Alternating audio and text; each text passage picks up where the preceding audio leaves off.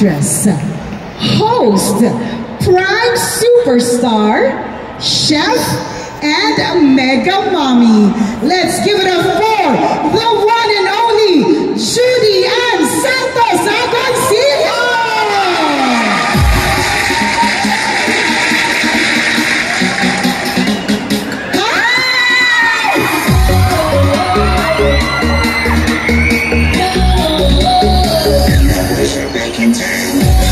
How are you? Ito na naman yung pumapangit. Kanina ako lang yung maganda dito eh. Kasi si Ninong Ray tsaka si Kong eh. Oh, pumamit na naman ito. Go!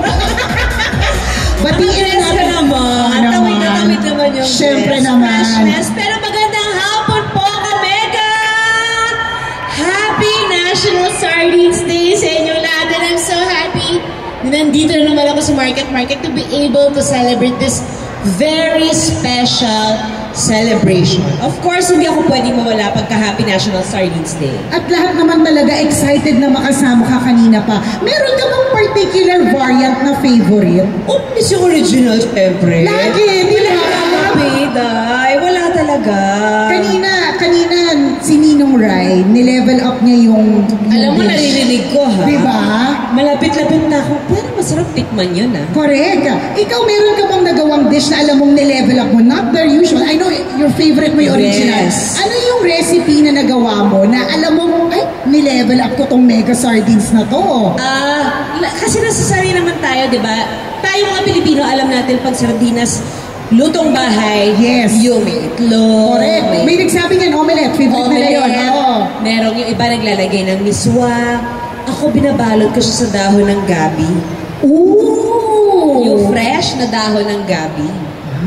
Tatanggalin ko muna yung sauce nun. Tutuyuin ko yung sardinas, yung mega sardines. Lalagyan ko ng gata, tas maraming sili. Oh my gosh. Hanggang magmantika yung gata. Ayun na. Ay, naku na.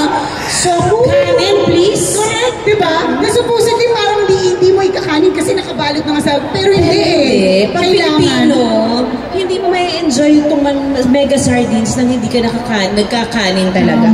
At least ako, ha? Pagka may mega sardines, kailangan kanin at puti. Oo! Ayun yung brown-brown. Oo, ngayon meron na tayo mga shirataki, may red, may brown, may black. Ako nagkikinuha ako most of the time, pero pag mega sardines, puti, dapat bagong saing. Pwede bang itanong nakakailang cups? Okay lang ba? Or, sige na. Okay na, nakasakups naman ako ngayon. Sige na. Sa mega sardines na nakabalot sa gabi, oh my gosh, imagine ko with maraming sili. Ilang rice? Ano mo na? Ilang rice? Tapos may patis pa na maanghang. Tapos sa usapan.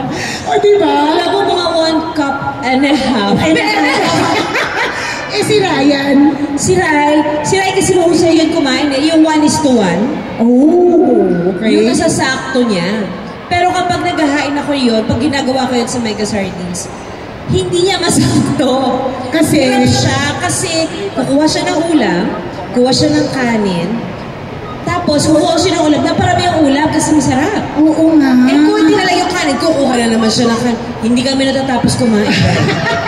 Ganyan ang mega power ng mega sardines. Hindi talaga eh. You can do anything with sardines, especially with mega sardines. But there are specific recipes talaga na maiimbento mo siya kasi ganyan siya kasarap. Oo, sabi nga ng ating chairman and also ni Ninang Rai, it's very versatile. Exactly. O, Oo, diba? naniniwala ako. At sa dami ng variants ng mega, wala kang pagsasawaan eh. Correct. There's not one na pwede mong maging paborito. Imposibleng hindi mo maging paborito ang lahat. Right, di ba? Alam mo, pwede mo ba bang silang kawayan ng kaunti pa? Kasi kanina pa sila talagang Thank you po sa inyong paghihintay.